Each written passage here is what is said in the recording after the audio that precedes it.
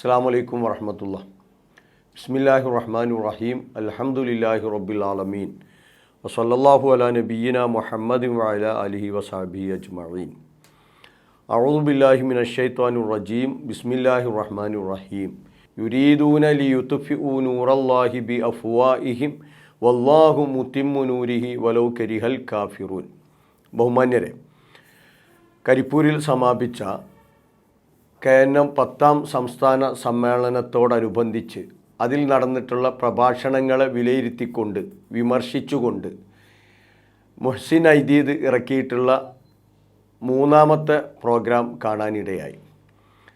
അതിൽ അദ്ദേഹം നേരത്തെ തന്നെ സൂചിപ്പിച്ചതുപോലെ പരിശുദ്ധ ഖുർആനിനെയോ തിരുസുന്നത്തിനെയോ അവലംബിക്കാതെ അദ്ദേഹത്തിന് തോന്നിയ ചില കാര്യങ്ങളൊക്കെ അങ്ങനെ വിളിച്ചു പറഞ്ഞിട്ടുണ്ട് എന്നുള്ളതാണ് വസ്തുത.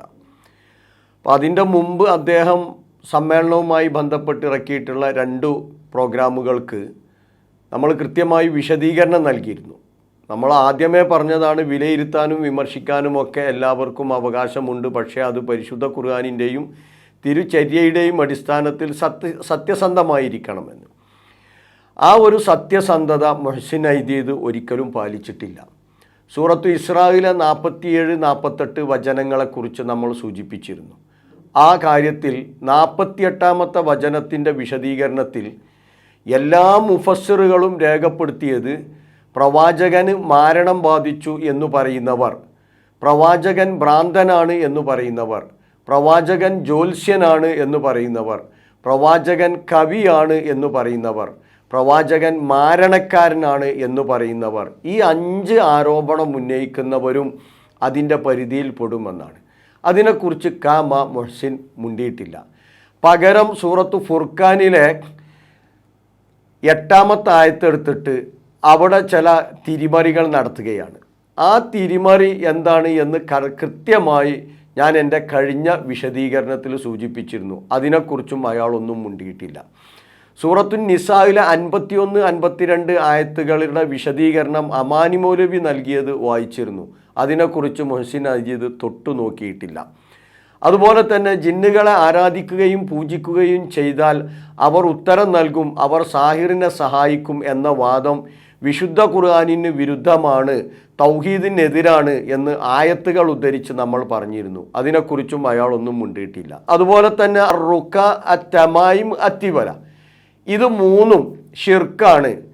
അവിടെയും കാര്യങ്ങളെ കോട്ടിമാറ്റി രക്ഷപ്പെടാനാണ് അയാൾ ശ്രമിച്ചിട്ടുള്ളത്. നമ്മൾ സൂചിപ്പിച്ചിരുന്നു, 3ഉം ഒരേ സ്ഥലത്ത് പറഞ്ഞു എന്നതല്ല അതിൻ്റെ പ്രത്യേകത. 3ഉം ഷിർക്കാണ് എന്നാണ് പ്രവാചകൻ പറഞ്ഞത്.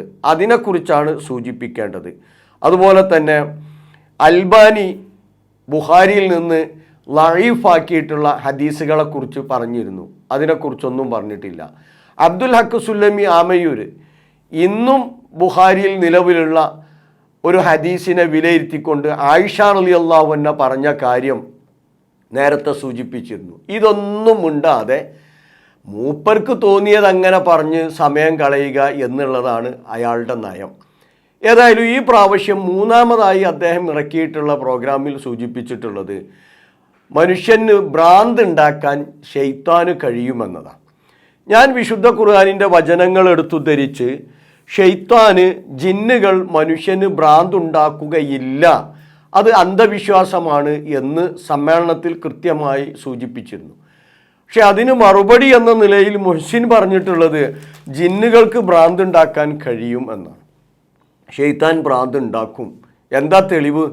പലിശയുമായി ബന്ധപ്പെട്ട് അല്ലാഹു സുബ്ഹാനഹു തആല പരിശുദ്ധ ഖുർആനിൽ അവതരിപ്പിച്ചിട്ടുള്ള ആയത്ത് സൂറത്തു ബഖറയിലെ 275ാമത്തെ ആയത്ത്, അല്ലദീന യഅ്കുലൂന റിബ ലാ യഖൂമൂന ഇല്ലാ കമാ യഖൂമുല്ലദീ യതഖബ്ബത്തുഹു ശൈത്വാനു മിനൽ മസ്സി ദാലിക ബിഅന്നഹും ഖാലൂ ഇന്നമൽ ബൈഉ മിസ്ലു റിബ വഅഹല്ലല്ലാഹുൽ ബൈഅ വഹറമ റിബ തുടങ്ങുന്ന ആയത്തുണ്ട്.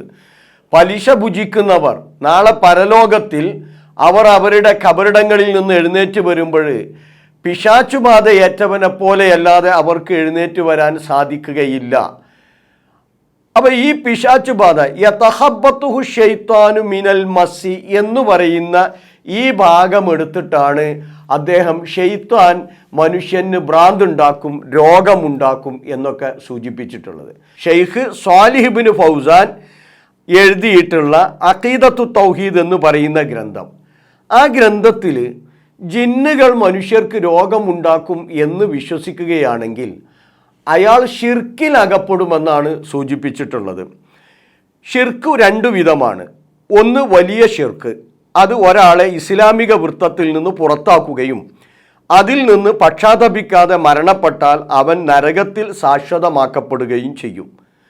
അള്ളാഹു അല്ലാത്തവരോടുള്ള ദുആ, ഖബറുകൾ, ജിന്ന്, പിശാചുക്കൾ എന്നിങ്ങനെ അള്ളാഹു അല്ലാത്തവരോടുള്ള നേർച്ചകളും ബലികളും സമർപ്പിക്കൽ, മരണപ്പെട്ടവർ, ജിന്നുകൾ, ഷെയ്ത്താന്മാർ തുടങ്ങിയവർ തനിക്ക് ഉപദ്രവമുണ്ടാക്കുമെന്നോ രോഗമുണ്ടാക്കുമെന്നോ ഉള്ള ഭയപ്പാട്, ഇതുപോലെ ഇബാദത്തിൻ്റെ ഇനങ്ങൾ വല്ലതും അള്ളാഹു അല്ലാത്തവർക്ക് തിരിക്കലാകുന്നു വലിയ ഷിർക്ക്, അഖീദത്തു തൗഹീദ്. ഇത് ഞാൻ ഉദ്ധരിക്കുന്നത് ജിന്ന്, പിശാച്ച്, റുഖിയ ശറഇയ്യ പ്രമാണങ്ങളുടെ വെളിച്ചത്തിൽ KJU കേരള ജംഇയ്യത്തുൽ ഉലമ ഇറക്കിയിട്ടുള്ള അവരുടെ ഗ്രന്ഥത്തിൽ നിന്നാണ് ഞാനിത് ഉദ്ധരിക്കുന്നത്. 45 ഇതിൻ്റെ അറബി മൂലം അവരവിടെ കൊടുത്തിട്ടുണ്ട്, അതിൻ്റെ തൊട്ട് മുകളിൽ കൊടുത്തിട്ടുണ്ട്. അഷിർക്കു നൗആനി അൻ നൗഉൽ അവൽ എന്ന് തുടങ്ങിയിട്ട് അതിൽ കൊടുത്തിട്ടുണ്ട്. അവിടെ എടുത്തു നോക്ക് നിങ്ങൾ. ജിന്നുകൾ, ഷെയ്ത്താന്മാർ തുടങ്ങിയവർ തനിക്ക് ഉപദ്രവമുണ്ടാക്കുമെന്നോ രോഗമുണ്ടാക്കുമെന്നോ ഉള്ള ഭയപ്പാട്, ഭയന്നാൽ പോലും അതെന്താണെന്നാ പറഞ്ഞത്? ഷിർക്കാണെന്നാ. ഷെയ്ത്താൻ എനിക്ക് രോഗം ഉണ്ടാക്കും, അതുപോലെ തന്നെ ഷെയ്ത്താൻ എനിക്ക് ഉപദ്രവം ഉണ്ടാക്കും എന്ന് ഭയന്നാൽ പോലും അത് ഷിർക്കാണ് എന്നാ. അപ്പോൾ ഈ രോഗമുണ്ടാക്കും, ഭ്രാന്തുണ്ടാക്കും എന്നൊക്കെ പറയുന്ന ഇവരുടെ അവസ്ഥ നിങ്ങളൊന്ന് ആലോചിച്ച് നോക്ക്. അപ്പോൾ യഥാർത്ഥത്തിൽ ആ ക്ലിപ്പൊന്ന് വേണമെങ്കിൽ നമ്മൾക്ക് കേൾക്കാവുന്നതാണ്, അദ്ദേഹം പറയുന്ന ആ ഭാഗം.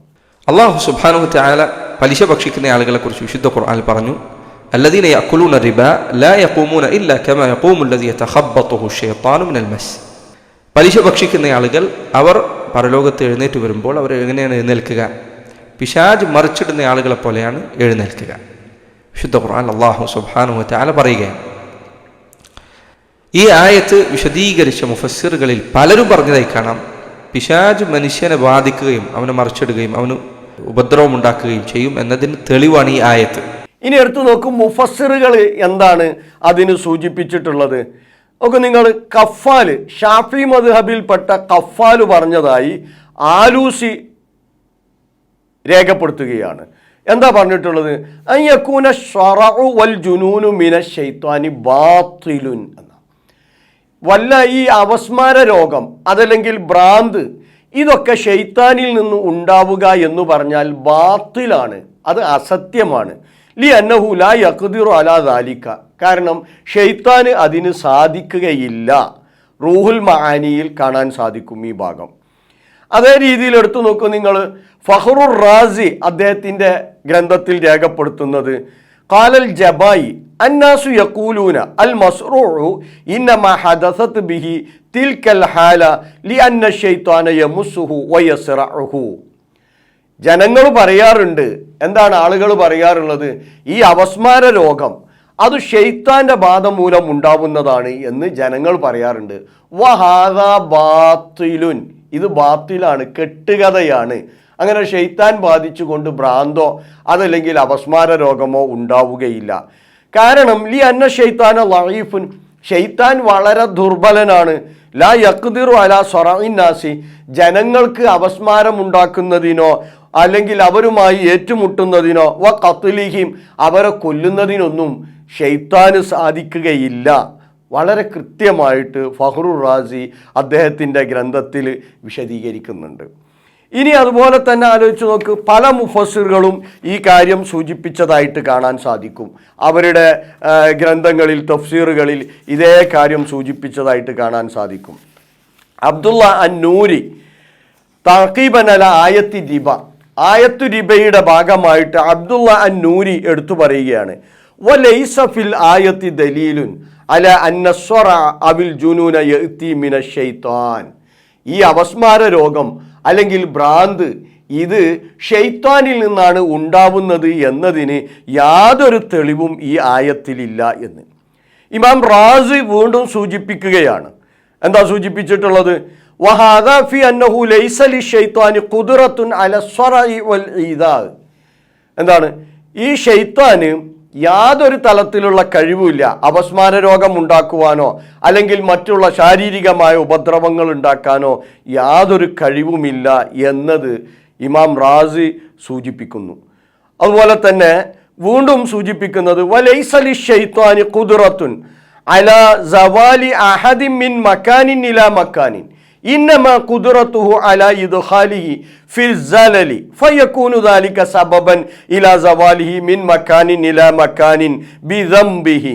ഖുർത്തുബിയാണ് ഇത് രേഖപ്പെടുത്തിയിട്ടുള്ളത്. ഷെയ്ത്താന് യാതൊരു കഴിവുമില്ല അലാ സവാലി അഹദിൻ, ഒരാളെ നീക്കിക്കൊണ്ടുപോവാൻ, മിൻ മക്കാനിൻ ഇലാ മക്കാനിൻ, ഒരു സ്ഥലത്തു നിന്ന് മറ്റൊരു സ്ഥലത്തേക്ക് അഥവാ തട്ടിക്കൊണ്ടുപോകാനൊന്നും കഴിയില്ല. ഇന്നമാ ഖുദ്റത്തുഹു, അവൻ്റെ കഴിവ് അലാ ഇദ്ഖാലിഹി ഫിൽ സലൽ, അവനെ പിഴവിൽ തെറ്റിൽ കൊണ്ടുപോയി വീഴ്ത്തുക എന്നതാണ് അവൻ്റെ കഴിവ്. അങ്ങനെ വരുമ്പം ഫയകൂന ദാലിക, ആ തെറ്റ് ചിലപ്പോൾ, അയാൾ ചെയ്ത തിന്മ ചിലപ്പോൾ സബബൻ ഇലാ സവാലിഹി മിൻ മക്കാനിൻ ഇലാ മക്കാനിൻ ബിദംബിഹി, അയാളുടെ തിന്മ നിമിത്തം അയാൾ ഒരു സ്ഥലത്ത് നിന്ന് മറ്റൊരു സ്ഥലത്തേക്ക് മാറിപ്പോകാൻ കാരണമായി തീരും.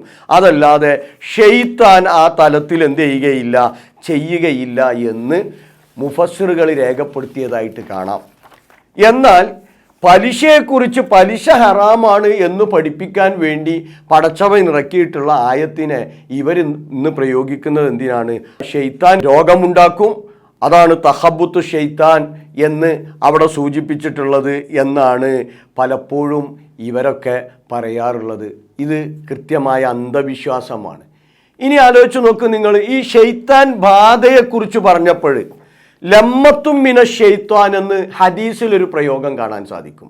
ലമ്മത്തും മിന ഷെയ്ത്താൻ, ഷെയ്ത്താൻ ബാധ. ഇബ്നു മസ്ഊദ് റളിയല്ലാഹു അൻഹു റിപ്പോർട്ട് ചെയ്യുന്ന ഹദീസാണ്. ഇന്നലി ഷെയ്ത്താനി ലമ്മത്തും ബി ഇബ്നി ആദം, ആദമിൽ ഷെയ്ത്താന് ഒരു ബാധയുണ്ട്.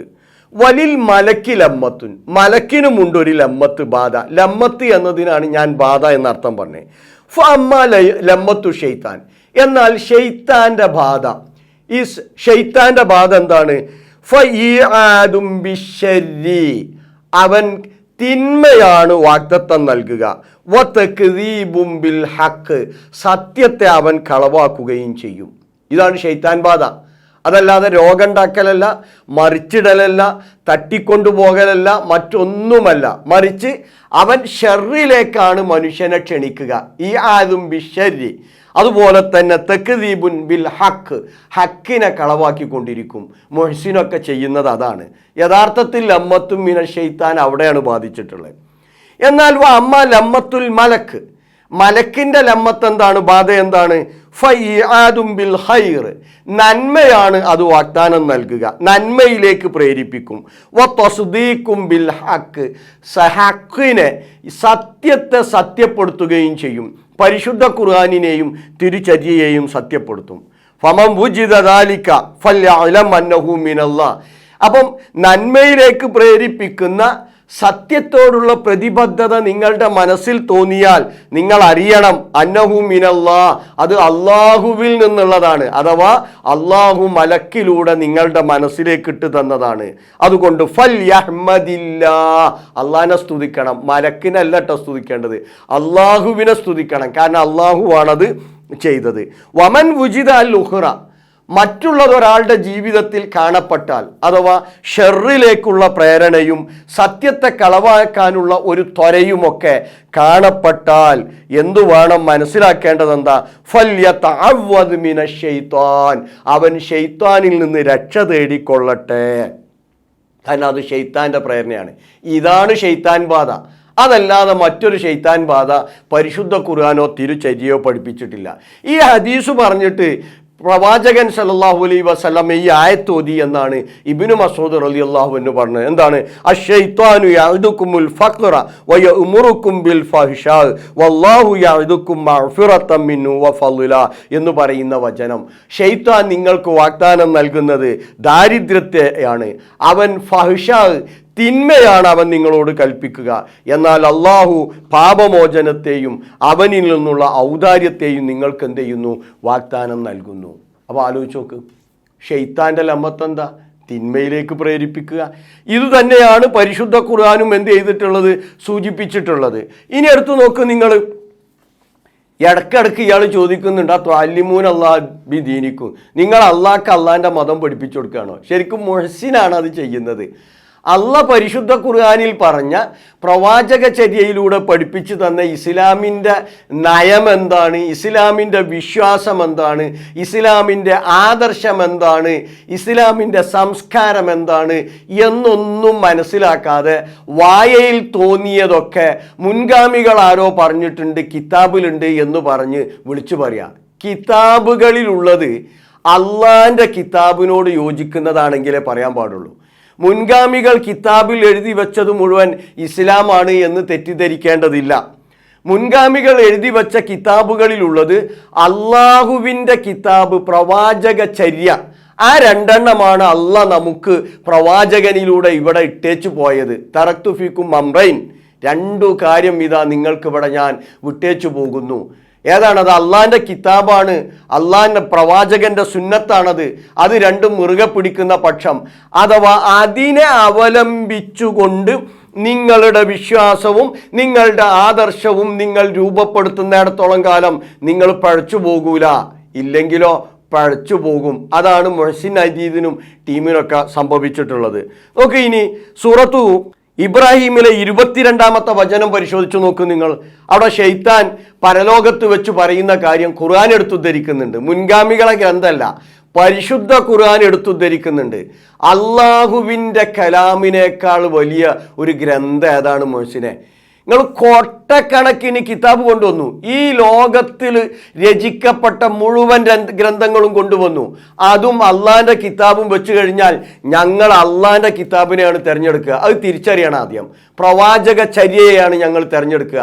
നിങ്ങൾ കൊണ്ടുവരുന്ന പാളക്കിതാബുകളല്ല ഞങ്ങൾ തിരഞ്ഞെടുക്കുക. പക്ഷേ ഞങ്ങൾ കിതാബുകളിൽ നിന്ന് ഉദ്ധരിക്കാറുണ്ട്. എന്തിനാണ്? നിങ്ങൾ പറയുന്ന അന്ധവിശ്വാസങ്ങൾ കളവാണ് എന്ന് സ്ഥാപിക്കാൻ നിങ്ങൾ പറയുന്ന കിതാബുകളിൽ നിന്ന് തന്നെ ഞങ്ങൾ ഉദ്ധരിക്കാറുണ്ട്. അള്ളാഹിന്റെ കിതാബിൽ പറയാം, വഖാല ശൈത്വാൻ, ശൈത്വാൻ പറയും, ലമ്മാ ഖുലിയൽ അംറു, കാര്യം തീരുമാനിക്കപ്പെടുമ്പോൾ, ഇന്നല്ലാഹ വഅദക്കും, തീർച്ചയായിട്ടും അള്ളാഹു നിങ്ങൾക്ക് വാഗ്ദാനം നൽകി, വഅദൽ ഹഖ്, സത്യസന്ധമായ വാഗ്ദാനം, വവഅത്തുക്കും, ഞാൻ നിങ്ങൾക്ക് വാഗ്ദാനം നൽകി, ഫഅഖ്ലഫ്തുക്കും, ഞാൻ അത് ലംഘിച്ചിരിക്കുന്നു. ഷെയ്ത്താൻ മുഹ്സിനൊക്കെ ചില വാഗ്ദാനങ്ങൾ നൽകിയല്ലോ. എന്താണ്? എന്നെ ആരാധിച്ചോ, എന്നെ പൂജിച്ചോ, എന്നോട് പ്രാർത്ഥിച്ചോ, എനിക്ക് നേർച്ച നേർന്നോ, അങ്ങനെ ചെയ്താൽ സാഹിറിന് ഞാൻ ഉത്തരം നൽകും, ഞാൻ സഹായിക്കും എന്നൊക്കെ പറഞ്ഞോളുണ്ടു എന്നൊക്കെ പറഞ്ഞിട്ട് പലതും നൽകിയല്ലോ ഷെയ്ത്താൻ മുഹ്സിനെ പോലുള്ള ആളുകൾക്ക്. ആ വഅദയെക്കുറിച്ചാണ് ഷെയ്ത്താൻ പറഞ്ഞത്, ഞാൻ നിങ്ങൾക്ക് പല വാഗ്ദാനവും നൽകിയിരുന്നു, ഞാൻ അത് ലംഘിക്കുന്നു.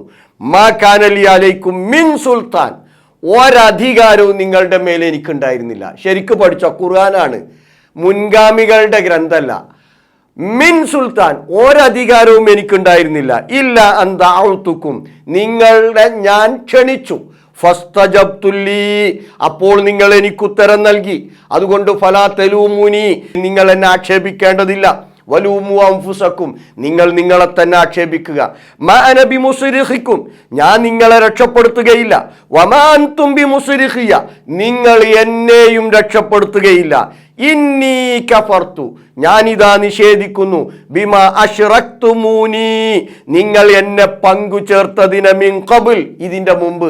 ബിമാ അശ്റക്തുമൂനി മിൻ ഖബൽ ഇന്നല്ലാലിമീന ലഹും അദാബുൻ അലീം, അക്രമികളായ ലാലിമീങ്ങളായ ആളുകൾക്ക് കടുത്ത ശിക്ഷ ഉണ്ട് എന്ന് ഈ ആയത്തിനെ വിശദീകരിച്ചിട്ട് ഫഖ്റുർ റാസി പറയുന്നത് എന്താ പറയുക നിങ്ങൾ? ലാഹിറു ഹാദിഹിൽ ആയ, ഈ ആയത്തിൻ്റെ ആ പ്രത്യക്ഷത്തിൽ തന്നെ മനസ്സിലാക്കുന്നത് എന്താ? അന്ന ശൈത്താന ലാ ഖുദ്റത ലഹു അലാ തസ്രീഇൽ ഇൻസാൻ വഅലാ തഅവീജി അഅ്ളാഇഹി വജവാരിഹി വഅലാ ഇസാലത്തിൽ അഖ്ലി അൻഹു കമാ യഖൂലുൽ അവാം.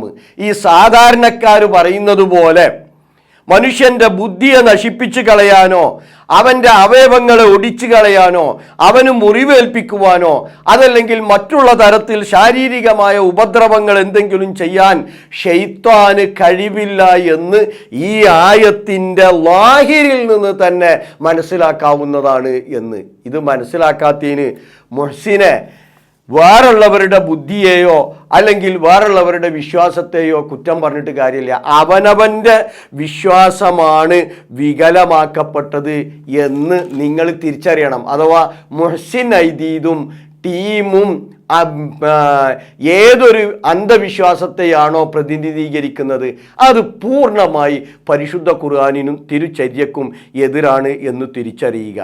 ജിന്ന് ഉപദ്രവം ഉണ്ടാക്കും എന്ന് ഒരാൾ പഠിച്ചു കഴിഞ്ഞാൽ എന്താണ് ഒരു മുഅ്മിനിന് അത് ഉണ്ടാക്കുന്ന ഫലം എന്താണ്? അവൻ അള്ളാഹുൽ ബരമേൽപ്പിക്കും. അഊദു ബില്ലാഹി മിനശ് ശൈത്താനിർ റജീം എന്നതിൻ്റെ തഫ്സീറിൽ എന്ന ദിക്റിന്റെ വിശദീകരണത്തിൽ ഇബ്നു കസീർ അദ്ദേഹം പറഞ്ഞതായി കാണാം, ദുനിയാവിലെ ഏതൊരു ശത്രുവിനെയും മനുഷ്യർക്ക് കാണാൻ സാധിക്കും, പിശാചിനെ മനുഷ്യന് കാണാൻ കഴിയില്ല. അപ്പൊ അല്ലാഹു സുബ്ഹാനഹു വ തആല അവനോട് പിശാചിൽ നിന്ന് രക്ഷ തേടാൻ വേണ്ടി അള്ളാഹു മനുഷ്യനോട് കൽപ്പിക്കുകയാണ്. അദ്ദേഹം ആ മൂന്നാമത്തെ പ്രോഗ്രാമിൽ സൂചിപ്പിച്ചിട്ടുള്ളത് ജിന്ന് ഉപദ്രവം ഉണ്ടാക്കും എന്ന് എന്തിനാണ് നമ്മളൊക്കെ ഇങ്ങനെ പറഞ്ഞെടുക്കണേ, എന്താ അപ്പം അത് നിങ്ങൾക്ക് അതോട് കിട്ടാൻ എന്നൊക്കെ ചിലരൊക്കെ ഞങ്ങളോട് ചോദിക്കാറുണ്ട് എന്നാ.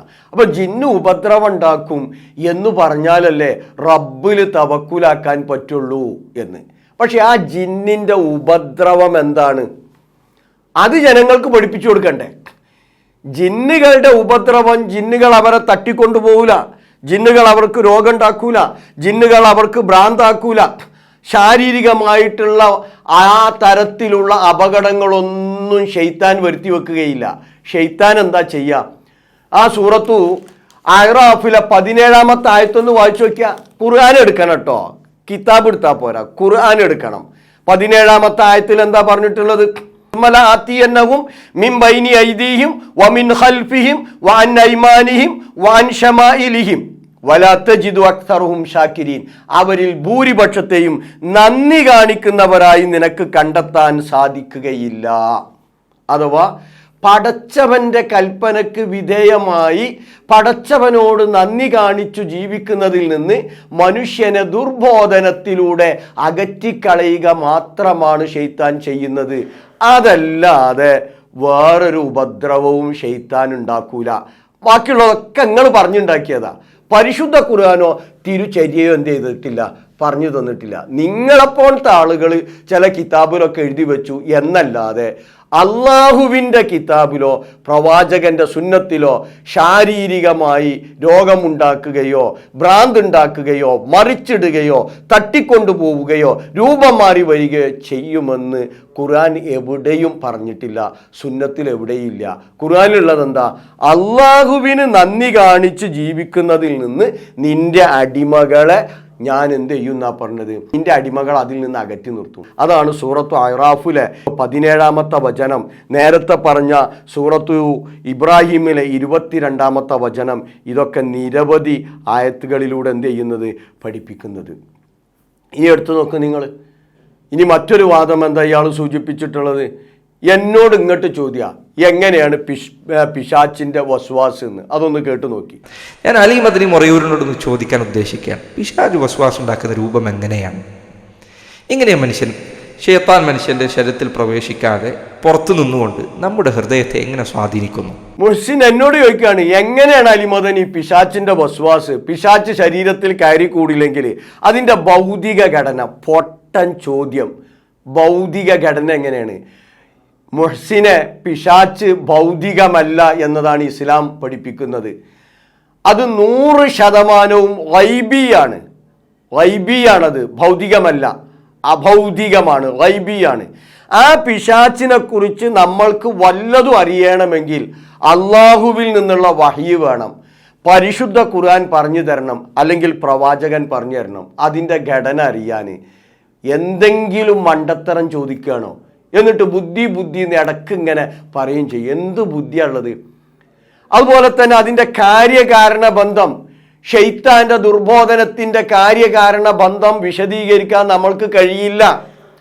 ശൈത്താൻ ദുർബോധനം നടത്തുന്നു എന്ന് നമ്മൾ വിശ്വസിക്കുന്നത് തന്നെ അള്ളാഹ് പറഞ്ഞു എന്നതുകൊണ്ടാണ്. ആ ശൈത്താന്റെ ദുർബോധനത്തിൽ നിന്ന് രക്ഷപ്പെടാനുള്ള മാർഗം എന്താണ് എന്ന് അള്ളാഹ് പഠിപ്പിച്ചു തന്നു. എന്താ? അഊദു ബില്ലാഹി മിനശ് ശൈത്വാനിർ റജീം, അല്ലെങ്കിൽ ഇമ്മാ യൻസഅന്നക മിനശ് ശൈത്വാനി നസ്ഉൻ ഫസ്തഇദ് ബില്ലാഹി മിനശ് ശൈത്വാനിർ റജീം. ശൈത്താനിൽ നിന്ന് വല്ലതും നിനക്ക് തോന്നുകയാണെങ്കിൽ നീ ഉടനെ അള്ളാഹിനോട് എന്ത് ചെയ്യണം? രക്ഷ തേടണം. ഭൗതിക ഘടന ഉണ്ടെങ്കിൽ എന്താണ് മുഹ്സിനെ, ആ ഭൗതികമായ രീതിയിൽ തന്നെ തടഞ്ഞാൽ പോരെ. പിന്നെ എന്തൊക്കെ വിഡ്ഢിത്തരാണ് എടുത്തു പറയുന്നത് അല്ലേ? പുറത്ത് നിന്നെങ്ങനെ ഹൃദയത്തെ സ്വാധീനിക്കുകയാണ്. മുഹ്സിനെ, നീ ഒരുപാട് ആൾക്കാർക്ക് വസ്വാസം ഉണ്ടാക്കിയല്ലോ. അപ്പം നിന്റെ ഈ പരിപാടിയിലൂടെ നീ ഒരുപാട് ആളുകൾക്ക് വസ്വാസം ഉണ്ടാക്കി. ഈ എത്ര ആളുടെ ഹൃദയത്തിൻ്റെ ഉള്ളിൽ കയറി കൂടിയിട്ടുണ്ട്? ഒന്ന് പറയാൻ പറ്റുമോ? കാരണം ഈ ജിന്നുവർഗത്തെക്കുറിച്ച് സൂചിപ്പിച്ചപ്പോൾ സൂറത്തുൻ നാസ് ഒന്ന് പഠിച്ചൂടെ? ഏറ്റവും ചുരുങ്ങിയത് ഖുൽ അഊദു ബി റബ്ബിന്നാസ് മലിക്കിന്നാസ് ഇലാഹിന്നാസ് മിൻ ശരിൽ വസ്വാസിൽ ഖന്നാസ് അല്ലദീ യുവസ്വിസു ഫീ സുദൂരിന്നാസ്, അല്ലേ? മനുഷ്യ ഹൃദയങ്ങളിൽ ദുർബോധനം നടത്തുന്ന ഷെയ്ത്താന്റെ ഷർറിൽ നിന്ന് ജനങ്ങളുടെ രക്ഷിതാവിനോട്, ജനങ്ങളുടെ ആരാധ്യനോട്, ജനങ്ങളുടെ രാജാവിനോട് ഞാനിതാ രക്ഷ തേടുന്നു. മീൻ ഷരീൽ വസ്വാസിൽ ഖന്നാസ് അല്ലദീ യുവസ്വിസു ഫീ സുദൂരിന്നാസ് മിനൽ ജിന്നത്തി വന്നാസ്. ജിന്നുവർഗത്തിലുണ്ട് ഈ വസ്വാസം ഉണ്ടാക്കണോല്, മനുഷ്യരിലുണ്ട് ഈ വസ്വാസം ഉണ്ടാക്കണോല് എന്ന്. അപ്പം മുഹ്സിൻ ഒരുപാട് ആളുകൾക്ക് വസ്വാസം ഉണ്ടാക്കിയല്ലോ. പരിശുദ്ധ ഖുർആനിന് വിരുദ്ധമായിട്ടുള്ള കാര്യങ്ങൾ പറഞ്ഞ് ദർസ് നടത്തിയിട്ട് ഒരുപാട് ആളുകൾക്ക് അന്ധവിശ്വാസം പഠിപ്പിച്ചു കൊടുത്തിട്ടുണ്ട്. ദുർബോധനം നടത്തി, വസ്വാസം ഉണ്ടാക്കി. അതനുസരിച്ച് ജനങ്ങൾ അന്ധവിശ്വാസത്തിൽ ചിലരെങ്കിലും ജീവിക്കുന്നുണ്ട്. മുഹ്സിൻ എത്ര ആളുടെ ഹൃദയത്തിൻ്റെ ഉള്ളിലാണ് കയറി കൂടിയത്? അപ്പോൾ വസ്വാസം ഉണ്ടാക്കാൻ, ദുർബോധനം ഉണ്ടാക്കാൻ ശൈത്താൻ എന്ത് ചെയ്യേണ്ടതില്ല? മനുഷ്യ ശരീരത്തിൽ കയറി കൂടേണ്ടതില്ല, അല്ലേ? അതാണ് വസ്തുത. അതാണ് ഖുർആൻ പഠിപ്പിച്ചു തരുന്നത്, അല്ലേ? ബുദ്ധിപരമായ അളവുകോല് വെച്ച് ശൈത്താൻ എന്ത് ചെയ്യാൻ പറ്റൂല? അളക്കാൻ പറ്റൂല. കാരണം ബുദ്ധി കൊണ്ട് കണ്ടെത്താൻ സാധിക്കുന്നതല്ല ശൈത്താൻ.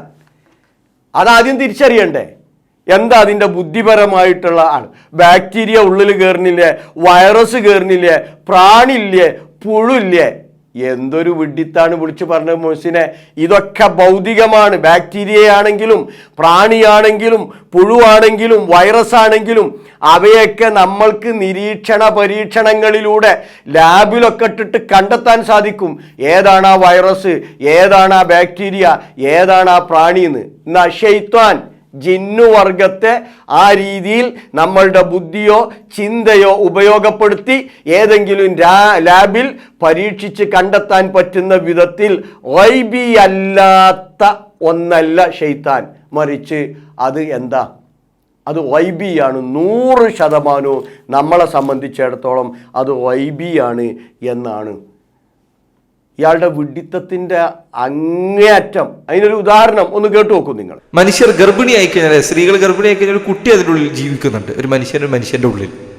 അത് നിങ്ങൾക്ക് വിശ്വസിക്കാൻ പറ്റും. പക്ഷെ ശൈത്താൻ മനുഷ്യന്റെ ശരീരത്തിനുള്ളിൽ പ്രവേശിക്കുന്നുള്ളത് മാത്രമേ എന്തോട്ട് വിശ്വസിക്കാൻ പറ്റാതെ. എന്താണ് അല്ലേ? ഗർഭിണികളാവാറില്ലേ സ്ത്രീകൾ? എന്നിട്ട് ആ ഗർഭസ്ഥ ശിശു ഉള്ളിലുണ്ട് എന്നുള്ളത് നിങ്ങൾ വിശ്വസിക്കുന്നില്ലേ? പിന്നെ ശൈത്താൻ പ്രവേശിക്കും എന്നുള്ളതിനെ നിങ്ങൾ എന്തിനാണ് തള്ളിക്കളയുന്നത്? ഗർഭസ്ഥ ശിശു ഗർഭാശയത്തിൽ രൂപപ്പെടുന്നത് പോലെയാണോ മുഹ്സിനെ ശൈത്താൻ നിന്റെ വാദപ്രകാരം ഉള്ളിൽ കയറുന്നത്? അങ്ങനെയാണെങ്കിൽ പറഞ്ഞാളാ. കാരണം പണ്ട് പറഞ്ഞിരുന്ന ചില ആളുകളൊക്കെ ഉണ്ടായിരുന്നു ഇവിടെ. നിങ്ങളും അതിൻ്റെ ആൾക്കാരാണല്ലോ. എന്താണ്? ബാത്റൂമിൽ ശൈത്താൻ ഉണ്ടാവും. യഥേഷ്ടം മനുഷ്യ സ്ത്രീകളുമായിട്ട് ജിന്നുകൾ എന്ത് ചെയ്യും? ലൈംഗിക വീഴ്ചയിൽ ഏർപ്പെടും. ബാത്റൂമിൽ ജിന്നുണ്ടാകും. അവിടെ കയറിയാൽ അവൻ പ്രതികരിക്കും. തേങ്ങ വലിക്കുന്നിടത്ത് ജിന്നുണ്ടാവും, അല്ലേ? എന്തൊക്കെ അന്ധവിശ്വാസങ്ങളാണ് നിന്റെ മുൻഗാമികൾ ഇതിൻ്റെ മുമ്പ് ഇവിടെ പറഞ്ഞു പോയത് അറിയാം. ഇതൊന്നും നീ കേട്ടിട്ടുണ്ടാവില്ല ചിലപ്പം ഇതൊക്കെ. അപ്പം ഗർഭിണിയുടെ ഗർഭാശയത്തിൽ ഒരു കുഞ്ഞു രൂപപ്പെടുന്ന വിധത്തിലാണോ ശൈത്താൻ മനുഷ്യ ശരീരത്തിൻ്റെ ഉള്ളിൽ കയറി കൂടുന്നത്? അപ്പം ഇതൊക്കെ ഇയാളുടെ വകതിരിവില്ലായ്മക്കുള്ള ഉദാഹരണങ്ങൾ മാത്രമാണ്. പിന്നെ കട്ടുകേൾവിയെക്കുറിച്ചാണ് ഞാൻ സൂചിപ്പിച്ചിരുന്നത്. കട്ടുകേൾവി, ജിന്ന് എന്തിനാണ് കട്ടുകേട്ടത്? ഖുർആൻ ഹദീസിലൊക്കെ വന്നതുപോലെ എന്തിനു വേണ്ടിയായിരുന്നു? ജ്യോത്സ്യന്മാർക്ക് ഇത് പറഞ്ഞു കൊടുക്കാൻ വേണ്ടിയായിരുന്നു. നിങ്ങൾ സമൂഹത്തിൽ പ്രചരിപ്പിക്കുന്ന അന്ധവിശ്വാസം എന്താണ്? മനുഷ്യരിൽ നിന്ന് പലതും കട്ടുകേട്ട് ജിന്ന് അവൻ്റെ ആളുകൾക്ക് എത്തിച്ചു കൊടുക്കുന്നതാണ്. അങ്ങനെ ഒരു കട്ടുകേൾവി ഇസ്ലാമിലില്ല. മറിച്ച് കട്ടുകേൾവി എവിടെയാ? ആകാശലോകത്ത് നിന്ന് മലക്കുകളുടെ സംഭാഷണത്തിൽ നിന്ന് ജിന്നുകൾ ചിലത് കട്ടുകേൾക്കാൻ ശ്രമിച്ചിരുന്നു. ഞാൻ അവിടെ ആയത്തുകൾ പറഞ്ഞിട്ടുണ്ട്.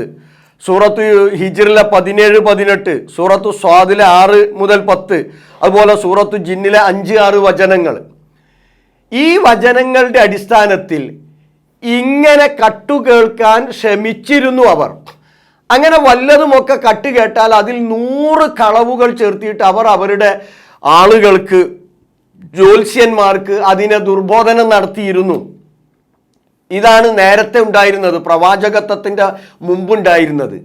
അപ്പോൾ ആ പ്രവാചകത്വത്തിൻ്റെ മുമ്പുണ്ടായിരുന്ന ആ അവസ്ഥ പൂർണ്ണമായി അള്ളാഹു തടഞ്ഞിട്ടുണ്ട്. ഇപ്പോൾ അങ്ങനെ കട്ട് കേൾക്കുന്ന പ്രശ്നമേ ഇല്ല എന്ന് അമാനി മൗലവി സൂറത്തു ഹിജ്റിൻ്റെ അവസാനത്തിലുള്ള വ്യാഖ്യാനക്കുറിപ്പിൽ കട്ടുകേൾവി എന്ന് പറയുന്ന അധ്യായത്തിൽ സൂറത്തു ഹിജ്റിലെ 17-18, സൂറത്തു സ്വാദിലെ 6 മുതൽ 10 വരെയുള്ള വചനങ്ങൾ, സൂറത്തു ജിന്നിലെ 5-6 വചനങ്ങൾ ഉദ്ധരിച്ച് പറഞ്ഞിട്ടുണ്ട്. ഞാനത് വായിക്കുന്നില്ല, സമയം വൈകുന്നത് കൊണ്ട്. നിങ്ങൾക്കത് സ്ക്രീനിൽ വായിക്കാവുന്നതാണ്. നോക്കൂ, ഈ ഭാഗം അങ്ങനെ കട്ടുകേൾവി ഇല്ല, അത് പ്രവാചകത്വത്തിൻ്റെ മുമ്പായിരുന്നു എന്നാണ് കൃത്യമായി മുസ്ലിം സമൂഹത്തിൻ്റെ വിശ്വാസം. ആ വിശ്വാസത്തിന് വിരുദ്ധമായി ഇന്നും ജിന്നുകൾ മനുഷ്യരിൽ നിന്ന് പലതും കട്ടുകേൾക്കുകയും അവൻ്റെ ആളുകൾക്ക് എത്തിച്ചു കൊടുക്കുകയും ചെയ്യുമെന്നൊക്കെ നിങ്ങൾ പ്രചരിപ്പിക്കുന്നു. അതിനെയാണ് നമ്മൾ ഖണ്ഡിച്ചിട്ടുള്ളത്. അപ്പം നേരത്തെ കട്ടുകേൾവി ഉണ്ടായിരുന്നു എന്നുള്ളത് ആരാ പഠിപ്പിച്ചെന്നത്? അത് പ്രവാചകൻ മുഹമ്മദ് മുസ്തഫ സല്ലല്ലാഹു അലൈഹി വസല്ലമയാണ് പഠിപ്പിച്ചു തരുന്നത്. ലൈസൂ ബിശൈഇൻ എന്ന് പറഞ്ഞു പ്രവാചകൻ. ലൈസൂ ബിശൈഇൻ, ഈ ജ്യോത്സ്യന്മാർക്കൊന്നും ഒന്നും പറയാൻ കഴിയില്ല, ഒരു ചുക്കിനും അവരോട് കഴിയില്ല. ലൈസൂ ബിശൈഇൻ. അപ്പം സഹാബികൾ ചോദിച്ചു, എന്നാൽ അവർ പറയുന്നത് ചിലതൊക്കെ ശരിയാവുന്നുണ്ടല്ലോ പ്രവാചകരെ. അപ്പോൾ റസൂലുള്ളാഹി സ്വല്ലല്ലാഹു അലൈഹി വസല്ലമ പറഞ്ഞു, തിൽക്കൽ കലിമ യഖ്തിഫു അൽ ജിന്നിയു, ആ കലിമത്തുണ്ടല്ലോ അത് ജിന്ന് വർഗം മലക്കുകളുടെ സംഭാഷണത്തിൽ നിന്ന് ആകാശലോകത്ത് പോയി കട്ടുകേൾക്കുകയും അവർക്ക് 100-ലധികം കളവുകൾ, 100ഓളം കളവുകൾ ചേർത്തി അവർക്ക് എത്തിച്ചു കൊടുക്കുകയും ചെയ്യുന്നതാണ്. അല്ലാതെ ജ്യോത്സ്യന്മാർക്ക് ഒന്നിനും കഴിയില്ല. ലൈസൂ ബിശൈഇൻ. അപ്പൊ അതിനെയാണ് പ്രവാചകൻ ഖണ്ഡിച്ചത്. അപ്പൊ ഈ അഖീദ 2 ആയിരുന്നോ എന്ന് ഇന്നോടല്ല നിങ്ങൾ ചോദിക്കേണ്ടത്. അഖീദ നമ്മൾ പടച്ചവന്റെ പ്രവാചകൻ പഠിപ്പിച്ചു തന്ന അഖീദയാണ് പറഞ്ഞത്. അപ്പൊ അഖീദ 2 ആയിരുന്നോ എന്നുള്ളത് പ്രവാചകനെ പരിഹസിക്കലാണത്. അപ്പൊ മുമ്പ് കട്ടുകേൾവി ഉണ്ടായിരുന്നു, അത് പൂർണ്ണമായി പടച്ചവന് പ്രവാചകന് വഹി നൽകിയതോടുകൂടി തടയപ്പെട്ടു എന്ന് ആയത്തുകൾ എടുത്തുദ്ധരിച്ചുകൊണ്ടാണ് അമാനി മൗലവി തൻ്റെ ഖുർആൻ വിവരണത്തിൽ വ്യക്തമാക്കിയിട്ടുള്ളത്. അതിനെ ഖണ്ഡിക്കുകയാണ് മുഹ്സിൻ ചെയ്യേണ്ടത്. എന്തെങ്കിലും പറഞ്ഞ് പുകമറുണ്ടാക്കിയിട്ട് ജനങ്ങളെ തെറ്റിദ്ധരിപ്പിക്കുകയല്ല ചെയ്യേണ്ടത്. അപ്പോൾ ഇന്ന് കട്ടുകേൾവി ഉണ്ടോ? ഇല്ലേ? ഇല്ല എന്നതാണ് വിശുദ്ധ ഖുർആൻ പഠിപ്പിക്കുന്നത്. സൂറത്തു ഹിജ്റിലെ 17-18, സൂറത്തു സ്വാദിലെ 6-10, അതുപോലെ തന്നെ സൂറത്തു ജിന്നിലെ 5-6 വചനങ്ങൾ ഉദ്ധരിച്ച് കൃത്യമായി അമാനി മൗലവി ഖുർആൻ വിവരണത്തിൽ എടുത്തു പറഞ്ഞിട്ടുണ്ട്. അപ്പൊ അതിനെയാണ് ഖണ്ഡിക്കേണ്ടത്. കട്ട് കേൾക്കും ശൈത്താന്മാർ, എത്രത്തോളം ബെഡ്റൂമിൽ വന്ന് വരെ കട്ട് കേൾക്കും എന്ന അന്ധവിശ്വാസം നിങ്ങൾ പ്രചരിപ്പിച്ചിട്ടുണ്ട്. അതിനെയാണ് ഞങ്ങൾ എതിർത്തിട്ടുള്ളത്. പിന്നെ മുൻഗാമികളുടെ ഗ്രന്ഥങ്ങൾ വായിക്കണം എന്നതാണ് ഇയാളുടെ ഒരു ഉപദേശം. നല്ല ഉപദേശമാണ്, ഒന്ന് കേട്ടു നോക്കിയാട്ടെ. എനിക്ക് അലി മദനി മറിയൂരിനോട് പറയാനുള്ളത്, ഇത്തരം വിഷയങ്ങൾ നിങ്ങൾ മുൻഗാമികളായ പണ്ഡിതന്മാരൊക്കെ രചിച്ച ഗ്രന്ഥങ്ങളിൽ നിന്ന് വായിച്ചു നോക്കൂ എന്നതാണ്. ഈ വിഷയങ്ങൾ നിങ്ങൾ ഇന്ന് പറയുന്ന വാദങ്ങൾ പണ്ട് കാലത്ത് മുഅ്തസില വിഭാഗം പറഞ്ഞ വാദങ്ങളാണ്. അതിനുള്ള മറുപടി അഹ്ലുസുന്നത്തിന്റെ പണ്ഡിതന്മാർ പണ്ടേ നൽകിയിട്ടുണ്ട്. എന്നിട്ട് മുഅ്തസിലിയാക്കളെ കുറിച്ചും പറഞ്ഞിട്ടുണ്ട്. ഞങ്ങൾക്ക് നിങ്ങളോട് പറയാനുള്ളത്, നിങ്ങൾ മുൻഗാമികളുടെ ഗ്രന്ഥങ്ങളല്ല വായിക്കണ്ടേ, പരിശുദ്ധ ഖുർആനും തിരുചര്യയും കൃത്യമായിട്ട് പഠിക്കണം. മുൻഗാമികൾ പലതും പറഞ്ഞു വെച്ചിട്ടുണ്ട് അവരുടെ ഗ്രന്ഥങ്ങളിൽ. കാളക്കൊമ്പുമലാണ് ഭൂമി എന്ന് മുൻഗാമികൾ ഗ്രന്ഥത്തിൽ എഴുതി വെച്ചിട്ടുണ്ട്. മുഹ്സിനെ, നിങ്ങൾ വായിച്ചിട്ടുണ്ടാവുമല്ലോ. അത് വിചാരിച്ച് മുൻഗാമികൾ പറഞ്ഞത് കാളക്കൊമ്പുമലാണ് ഭൂമി, ആ കാള തല കുലുക്കുമ്പോഴാണ് ഭൂകമ്പം ഉണ്ടാണ് നിങ്ങൾ പറഞ്ഞു നടക്കുമോ? അങ്ങനെ സ്ത്രീ വാടക വീട് പോലെയാണ് എന്ന് മുൻഗാമികൾ അവരുടെ ഗ്രന്ഥത്തിൽ രേഖപ്പെടുത്തിയിട്ടുണ്ട്. വാടക വീടിന് കേട് വന്നാൽ പിന്നെ അതിൻ്റെ ഓണർ നന്നാക്കി കൊടുക്കണം. അതേ രീതിയിൽ സ്ത്രീ ആണ് എന്ന് സ്ത്രീയെ അപമാനിക്കുന്ന വിധത്തിലുള്ള പരാമർശങ്ങൾ മുൻഗാമികൾ അവരുടെ ഗ്രന്ഥത്തിൽ എഴുതി വച്ചിട്ടുണ്ട്. നിങ്ങൾ അത് പിൻപറ്റുക. അപ്പം മുൻഗാമികളുടെ ഗ്രന്ഥമല്ല വായിക്കേണ്ടത്, മറിച്ച് പരിശുദ്ധ ഖുർആനും തിരുചര്യയും കൃത്യമായി മനസ്സിലാക്കണം. അതിനെ മനസ്സിലാക്കാൻ ഖുർആനിനെ ഖുർആൻ കൊണ്ടാണ് ആദ്യം വ്യാഖ്യാനിക്കേണ്ടത്. അൽ ഖുർആനു യുഫസ്സിറു ബഅ്ളഹു ബഅ്ളന്ന, ഖുർആനെ ഖുർആൻ കൊണ്ട് വ്യാഖ്യാനിക്കണം. സാധ്യമല്ലെങ്കിൽ ഖുർആനിനെ സ്വഹീഹായ ഹദീസ് കൊണ്ട് വ്യാഖ്യാനിക്കേണ്ടതുണ്ട്. ആ നബിചര്യ കൊണ്ട് സുന്നത്ത് കൊണ്ട് എന്ത് ചെയ്യേണ്ടതുണ്ട്? വ്യാഖ്യാനിക്കേണ്ടത്. അതിനും സാധ്യമായിട്ടില്ലെങ്കിലാണ് മുൻഗാമികളുടെ ഗ്രന്ഥം പരിശോധിക്കേണ്ടത്. ആ മുൻഗാമികളുടെ ഗ്രന്ഥം വായിച്ച് പരിശുദ്ധ ഖുർആനിനും തിരുചര്യക്കും അനുകൂലമായത് മാത്രമേ സ്വീകരിക്കേണ്ടതുള്ളൂ. ഖുർആനിനും തിരുചര്യക്കും എതിരായത് ഒന്നും മുൻഗാമികളുടേത് സ്വീകരിക്കേണ്ട ബാധ്യത മുസ്ലിങ്ങൾക്കില്ല എന്ന തിരിച്ചറിവെങ്കിലും ഉണ്ടായിരിക്കണം. പിന്നെ ഹദീസു നിദാന ശാസ്ത്രത്തെക്കുറിച്ച് നമ്മൾ സൂചിപ്പിച്ചിരുന്നു. അമാനി മൗലവി എഴുതിയ ഗ്രന്ഥം, എം അക്ബറിൻ്റേത്, അതുപോലെയുള്ള പലതും എടുത്തു പറഞ്ഞിരുന്നു. ആ ഗ്രന്ഥങ്ങളിൽ അത്തരത്തിലുള്ള നിബന്ധനകൾ വന്നിട്ടുണ്ടോ ഇല്ലേ, അത് കൃത്യമാക്കേണ്ടതില്ലേ? അത് നിങ്ങൾ കൃത്യമാക്കേണ്ടതുണ്ട്. എന്നിട്ട് അമാനി മൗലവിയുടെ ഗ്രന്ഥം എടുത്തിട്ട് അത് മുസ്തഫ സിബായി എഴുതിയതാണ് എന്നൊക്കെ പറഞ്ഞു. ശരി, അത് നിങ്ങൾ അംഗീകരിക്കുന്നുണ്ടോ ഇല്ലേ? അവിടെ 7ഓളം കാരണങ്ങൾ ഹദീസിനെ മത്തിനിൽ പരിശോധിക്കുന്നതിന് വേണ്ടി പറഞ്ഞിട്ടുണ്ട്. അത് നിങ്ങൾ അംഗീകരിക്കുന്നുണ്ടോ ഇല്ലേ എന്നതാണ് നിങ്ങൾ പറയേണ്ടത്. അംഗീകരിക്കുന്നുവെങ്കിൽ ഞങ്ങൾ അത് അംഗീകരിക്കുന്നു എന്ന് പറയാം. അംഗീകരിക്കുന്നില്ലെങ്കിൽ അത് ഞങ്ങൾ അംഗീകരിക്കുന്നില്ല, അങ്ങനെ ഒരു ഹദീസ് നിദാന ശാസ്ത്രം ഞങ്ങൾ അംഗീകരിക്കുന്നില്ല എന്ന് പറയുകയാണ് ചെയ്യേണ്ടത്. അതിനു പകരം മൂപ്പര് ചില കാര്യങ്ങൾ കൂട്ടിമാറ്റിയിട്ടുണ്ട്. അതൊന്ന് കേട്ടി നോക്കിയാണ്.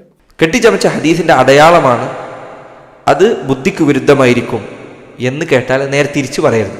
എങ്ങനെ തിരിച്ചു പറയാം? എൻ്റെ ബുദ്ധിക്ക് യോജിക്കുന്നില്ലെങ്കിൽ അത് കെട്ടിച്ചമച്ചതായിരിക്കും എന്ന് പറയാൻ പറ്റില്ല. മനസ്സിലായി ഞാൻ പറഞ്ഞത്? കാരണം ഒരാളുടെ ബുദ്ധിക്ക് എതിരാവുന്ന കാര്യം പലതായിരിക്കും. നിങ്ങളെ ബുദ്ധിക്ക് യോജിക്കുന്ന കാര്യം എൻ്റെ ബുദ്ധിക്ക് ചിലപ്പോൾ യോജിച്ചോളുന്നില്ല. അത് മനുഷ്യർക്കിടയിൽ സ്വാഭാവികമാണ്. നമ്മുടെ ബുദ്ധിക്കിടയിൽ ഏറ്റക്കുറച്ചിലുണ്ട്, നമ്മുടെ വിഷയങ്ങളെക്കുറിച്ചുള്ള ധാരണകളിൽ ഏറ്റക്കുറച്ചിലുണ്ട്. അപ്പോൾ ഓരോരുത്തരുടെയും ബുദ്ധി അനുസരിച്ച് എല്ലാ ഹദീസിനെ സഹീഹോ ദഈഫായി വേർതിരിക്കണം. എൻ്റെ ബുദ്ധിക്കല്ല, ഏതെങ്കിലും ഒരാളുടെ ബുദ്ധിക്കല്ല, മനുഷ്യ ബുദ്ധിക്ക്, പ്രാഥമിക ബുദ്ധിക്ക് യോജിക്കാത്തവ പ്രവാചകൻ്റേതായി വന്ന റിപ്പോർട്ടുകളിൽ ഉണ്ടെങ്കിൽ അത് സ്വീകരിക്കാൻ പാടില്ല. കാരണം അത് പ്രവാചകൻ പറഞ്ഞതല്ല എന്നതാണ്. ഈ നിബന്ധന നിങ്ങൾ അംഗീകരിക്കുന്നുണ്ടെങ്കിൽ ഉണ്ട് എന്ന് പറഞ്ഞാൽ മതി. പക്ഷെ മൂപ്പർ അതിനെങ്ങനെ, അത് തിരിച്ചു വായിച്ചു നോക്കിയാന്ന്. എൻ്റെ ബുദ്ധിക്ക് യോജിക്കാത്തത് കൊണ്ട് ഞാൻ അതിനെ അംഗീകരിക്കുന്നില്ല. ആരാ അങ്ങനെ പറഞ്ഞത്? എൻ്റെ ബുദ്ധിക്ക് യോജിക്കാത്തത് കൊണ്ട് ഞാൻ അതിനെ അംഗീകരിക്കുന്നില്ല എന്ന് ആരും പറഞ്ഞിട്ടില്ല. നമ്മൾ നേരത്തെ അവിടെ ഊന്നി പറഞ്ഞത് പരിശുദ്ധ ഖുർആൻ വ്യക്തമായി പറഞ്ഞ ആശയങ്ങൾക്കെതിരാണെങ്കിൽ സ്വീകരിക്കാൻ പാടില്ല എന്ന്. അതിനെ മെല്ലെ തമസ്കരിച്ചു. എന്നിട്ട് ബുദ്ധിമൽ ഇങ്ങനെ കെട്ടിമറിഞ്ഞു. എന്നിട്ട് ചില ഉദാഹരണങ്ങളൊക്കെ പറഞ്ഞിട്ടുണ്ട്. അടയാളവും ഷർത്തും തമ്മിലുള്ള വ്യത്യാസം എന്താണ് എന്ന്. ആർക്കാണ് അടയാളവും ഷർത്തും തമ്മിലുള്ള വ്യത്യാസം അറിയാത്തത്? അതൊന്നുമല്ല മുഹ്സിൻ പറയേണ്ടത്. അമാനി മൗലവി തൻ്റെ ഗ്രന്ഥത്തിൽ നബിചര്യ, ഇസ്ലാമിക ശരീഅത്തിൽ അതിൻ്റെ സ്ഥാനം നിങ്ങൾ അംഗീകരിക്കുന്നുണ്ടോ ഇല്ലേ? മുസ്തഫ സിബായി മുസ്ലിം ലോകം ഐക്യകണ്ഠേന രൂപപ്പെടുത്തിയെടുത്ത ഹദീസു നിദാന ശാസ്ത്രം, ആ ഹദീസു നിദാന ശാസ്ത്രത്തിൻ്റെ അടിസ്ഥാനത്തിൽ സനദു മാത്രം ശരിയായാൽ പോരാ, ഒരു ഹദീസു സഹിയാണ് എന്ന് പറയുന്നതിന്, മറിച്ച് അതിൻ്റെ മത്നു കൂടി ശരിയാവണം എന്നതാണ് മുസ്ലിം ലോകം ഐക്യകണ്ഠേന സ്വീകരിച്ചിട്ടുള്ള നിലപാട്. ഇതാണ് ഞങ്ങൾ അംഗീകരിക്കുന്നത്. നിങ്ങളിത് അംഗീകരിക്കുന്നുണ്ടോ ഇല്ലേ? ഇത് നിങ്ങൾ വ്യക്തമാക്കണം. അപ്പോൾ വെറുതെ എന്തെങ്കിലും ഒരു പരിപാടിക്കൊരു പരിപാടി അല്ലേ, ഒരു പ്രോഗ്രാം എന്നത് പോരാ. മറിച്ച് ഈ പറയപ്പെട്ട കാര്യങ്ങൾക്കൊക്കെ ഖുർആനിൻ്റെയും തിരുചര്യയുടെയും അടിസ്ഥാനത്തിൽ മറുപടി പറയണം. പിന്നെ ഏറ്റവും വലിയ ഒരു ഉപദേശം നിങ്ങൾ ഗ്രന്ഥം വായിക്കണം എന്നാണ്. ഈ ഗ്രന്ഥം വായിച്ച് അവസാനം നിങ്ങൾ എവിടെ എത്തിയിട്ടുണ്ട് അറിയാം? നിങ്ങൾ ശിർക്കൻ പ്രാർത്ഥനകൾക്ക് അള്ളാഹു ഉദ്ദേശിച്ചാൽ ഉത്തരം നൽകും വരെ എന്ന് നിങ്ങൾ പറഞ്ഞിട്ടുണ്ട്. ശിർക്കൻ പ്രാർത്ഥനകൾക്ക് അള്ളാഹു ഉദ്ദേശിച്ചാൽ അള്ളാഹു ഉത്തരം നൽകും അത്രേ. മുഹ്സിനെ, പിന്നെ ഖുർആനിൽ എന്തിനാണ് അള്ളാഹു ആവർത്തിച്ച് പറഞ്ഞത് അല്ലാത്തവരോട് പ്രാർത്ഥിച്ചാൽ ഉത്തരം നൽകൂലാന്ന്? ശിർക്കൻ പ്രാർത്ഥന എന്ന് പറഞ്ഞാൽ അള്ളാഹു അല്ലാത്തവരോടുള്ള പ്രാർത്ഥനയാണ്. അള്ളാഹു അല്ലാത്തവരോടുള്ള പ്രാർത്ഥനയ്ക്ക് ഉത്തരം നൽകുകയില്ല എന്ന് ഖുർആൻ ആവർത്തിച്ച് പറഞ്ഞിട്ടുണ്ടല്ലോ. ഞാൻ നേരത്തെ പറഞ്ഞ ആയത്തുകൾ സൂറത്തു ഫാത്തിറിലെ 13-14 വചനം, അള്ളാഹുവിനു പുറമെ നിങ്ങൾ വിളിച്ചു തേടുന്നവർ മാ യംലികൂന മിൻ ഖിത്മീർ, ഒരു കാരക്കക്കുരുവിന്റെ പാട പോലും ഉടമപ്പെടുത്താൻ അവർക്ക് സാധ്യമല്ല. ഇൻ തദ്ഉഹും ലാ യസ്മഉ ദുആഅക്കും, നിങ്ങൾ തേടിയാൽ നിങ്ങളുടെ തേട്ടം അവർ കേൾക്കില്ല. വലൗ സമിഉ മസ്തജാബു ലക്കും, കേട്ടാലും ഉത്തരം ചെയ്യൂല. വയൗമൽ ഖിയാമത്തി യക്ഫുറൂന ബിശിർക്കിക്കും, നാളെ പരലോകത്തിൽ നിങ്ങൾ ചെയ്ത ഷിർക്കിനെ അവർ നിഷേധിക്കും. വലാ യുനബ്ബിഉക മിസ്ലു ഖബീർ, അല്ലാഹുവാണ് ഇത് അറിയിച്ചിരുന്നത്. ഈ ആയത്തിന്റെ പരിധിയിൽ നിങ്ങൾ പറഞ്ഞ വാദം എവിടെ വരിക? പക്കൻ ഷിർക്കൻ വാദമല്ല നിങ്ങൾ പറഞ്ഞിട്ടുള്ളത്. പറയാ അള്ളാഹു അല്ലാത്തവരോട് വിളിച്ചു പ്രാർത്ഥിച്ചാൽ ഷിർക്കൻ പ്രാർത്ഥനകൾക്ക് ഉത്തരം നൽകൂല. നിങ്ങൾ പറയാ അള്ള ഉദ്ദേശിച്ചാൽ ചിലപ്പോൾ ഷിർക്കൻ പ്രാർത്ഥനകൾക്ക് ഉത്തരം നൽകും. എവിടെയാ അത് പറഞ്ഞിട്ടുള്ളത്? അതൊന്ന് കാണിച്ചു തരണം മോഹ്സിൻ. വിശുദ്ധ ഖുർആനിലെ നിരവധി ആയത്തുകൾക്കെതിരാ.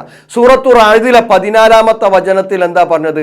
പ്രാർത്ഥനക്കർഹൻ അള്ളാഹു മാത്രമാണ്. അള്ളാഹുവിനു പുറമെ നിങ്ങൾ വിളിച്ചു പ്രാർത്ഥിക്കുന്നവർ ജിന്നോ മലക്കോ മനുഷ്യനോ ആരാവട്ടെ, ലാ യസ്തജീബൂന ലഹും ബിശൈഇൻ, ഒരു കാര്യത്തിൽ ഉത്തരം ചെയ്യൂല. അല്ലേ? ഒരു കാര്യത്തിൽ ഉത്തരം ചെയ്യൂല. പക്ഷേ മുഹ്സിൻ പറയാ അല്ല, അള്ള ഉദ്ദേശിച്ചാൽ ഉത്തരം നൽകുന്നു. എവിടുന്നാ തെളിവ് കിട്ടിയത്? എന്തെങ്കിലും വായയിൽ തോന്നിയത് ദീനാണ് ദർസാണ് എന്ന് പറഞ്ഞ് വിളിച്ചു പറയലാണോ മുഹ്സിനെ? പരിശുദ്ധ ഖുർആൻ എടുത്ത് പരിശോധിക്കണ്ടേ? സൂറത്തു അഹ്കാഫിലെ 5-6 വചനം, അള്ളാഹു അല്ലാത്തവരോട് നിങ്ങൾ വിളിച്ചു തേടിയാൽ നിങ്ങളുടെ തേട്ടം അവർ കേൾക്കൂല, അന്ത്യദിനം വരേക്കും അവർക്ക് ഉത്തരം ചെയ്യാൻ കഴിയില്ല എന്നാ. വമൻ അളല്ലു മിമ്മൻ യദ്ഉ മിൻ ദൂനില്ലാഹി മൻ ലാ യസ്തജീബു ലഹു ഇലാ യൗമിൽ ഖിയാമ വഹും അൻ ദുആഇഹിം ഗാഫിലൂൻ. നാളെ പരലോകത്തിൽ അവർ ഒരുമിച്ച് കൂട്ടപ്പെട്ടാൽ നിങ്ങൾ ചെയ്ത ഷിർക്കിനെ അവർ നിഷേധിക്കുന്നു. ആരാണ് മുഹ്സിനെ പഠിപ്പിച്ചത്? ഷിർക്കൻ പ്രാർത്ഥനകൾക്ക് അള്ള ഉദ്ദേശിച്ചാൽ അള്ള ഉത്തരം നൽകുമെന്നുള്ളത് ഏതായത്തിലാണ് അതുള്ളത്? സൂറത്തു അഅ്റാഫിലെ 194-195 വചനം, സൂറത്തു ഇസ്രായിലെ 56-ാമത്തെ വചനം. മാത്രവുമല്ല ഇസ്ലാമിന്റെ അടിത്തറ അല്ലെ ഖൽബുൽ ഖുർആൻ, ഖുർആനിന്റെ ഹൃദയം, ഇയ്യാക നഅ്ബുദു വ ഇയ്യാക നസ്തഈൻ, നിന്നെ മാത്രമേ ഞങ്ങൾ ആരാധിക്കുകയുള്ളൂ, നിന്നോട് മാത്രമേ ഞങ്ങൾ സഹായം തേടുകയുള്ളൂ. ഒരു വിശ്വാസി 17 തവണ നിർബന്ധമായും പ്രഖ്യാപിക്കുന്നത് എന്താ? പടച്ചവനെ നിന്നെ മാത്രമേ ഞങ്ങൾ ആരാധിക്കുകയുള്ളൂ, അഥവാ നിന്നോട് മാത്രമേ ഞങ്ങൾ പ്രാർത്ഥിക്കുകയുള്ളൂ, നിന്നോടല്ലാത്ത ഒരു പ്രാർത്ഥനക്കും ഉത്തരം ലഭിക്കുകയില്ല. അല്ലേ? സൂറത്തു ബഖറയിലെ 186-ാമത്തെ ആയത്ത് എടുത്തു നോക്ക്. അവിടെ അള്ളാഹ് എന്താ എടുത്തു പറഞ്ഞിട്ടുള്ളത്? എന്നോട് പ്രാർത്ഥിക്കുന്നവന്റെ പ്രാർത്ഥനക്ക് ഞാൻ ഉത്തരം നൽകുന്ന. വൈദാ സഅലക ഇബാദി അന്നി ഫഇന്നി ഖരീബു ഉജീബു ദഅവത്തദ്ദാഇ ഇദാ ദഅനി, എന്നോട് പ്രാർത്ഥിക്കുന്നവന്റെ പ്രാർത്ഥനക്ക് ഞാൻ ഉത്തരം നൽകും. മുഹ്സിൻ അദീദ് പറയുന്നു അല്ല, ഷിർക്കൻ പ്രാർത്ഥനക്ക് അള്ള ഉദ്ദേശിച്ചാൽ അള്ള ഉത്തരം നൽകും. ഇത്തരത്തിലുള്ള ഷിർക്കൻ വിശ്വാസങ്ങൾ സമൂഹത്തിൽ പ്രചരിപ്പിക്കാൻ മുഹ്സിൻ ദർസ് നടത്തരുത്. ഇത് നിർത്തണം. കാരണം പരലോകം ഉണ്ടല്ലോ മുഹ്സിനെ, പരലോകമുണ്ട്. ആ ഒരു ബോധത്തോടു കൂടി ദർസ് നടത്തണം. കൃത്യമായി നമ്മൾ പറഞ്ഞ, ഞാൻ ഇതിൻ്റെ തുടക്കത്തിൽ പറഞ്ഞ കാര്യങ്ങളൊക്കെ ഉണ്ട്, ഇന്നു പറഞ്ഞ കാര്യങ്ങളൊക്കെ ഉണ്ട്. അതൊക്കെ പരിശുദ്ധ ഖുർആനിൻ്റെയും തിരുചര്യയുടെയും അടിസ്ഥാനത്തിൽ ഇല്ലെങ്കിൽ ഇല്ല എന്ന് പറയണം. അല്ല, മുഹ്സിൻ്റെ അടുക്കൽ പഴവ് പറ്റിയിട്ടുണ്ടെങ്കിൽ അത് സമൂഹത്തോട് തുറന്നു പറഞ്ഞിട്ട് അവരുടെ മനസ്സുകളിൽ വസ്വാസ് ഉണ്ടാക്കുന്നതിൽ നിന്ന് മുഹ്സിൻ മാറി നിൽക്കണം. ഉള്ളിൽ കയറുന്നല്ല വസ്വാസ് ഉണ്ടാക്കാൻ. മുഹ്സിൻ ഇപ്പോൾ കൃത്യമായി ശൈത്താൻ ചെയ്യുന്ന അതേ ദുർബോധനം മുഹ്സിൻ നടത്തിക്കൊണ്ടിരിക്കുകയാണ്. ഇത്തരത്തിലുള്ള വസ്വാസ് ഉണ്ടാക്കുന്നവരിൽ നിന്ന് അള്ളാഹു നമ്മയെല്ലാം കാത്തു രക്ഷിക്കുമാറാവട്ടെ. പരിശുദ്ധ ഖുർആനും തിരുചര്യയും കൃത്യമായി മനസ്സിലാക്കി അതനുസരിച്ച് ജീവിക്കാനുള്ള തൗഫീക്ക് പടച്ചവനെ ഞങ്ങൾക്കെല്ലാവർക്കും നൽകി നീ അനുഗ്രഹിക്കണമേ നാഥാ. റബ്ബന തഖബ്ബൽ മിന്ന ഇന്നക അൻത സമീഉൽ അലീം വതുബ് അലൈനാ ഇന്നക അൻത തവ്വാബുർ റഹീം.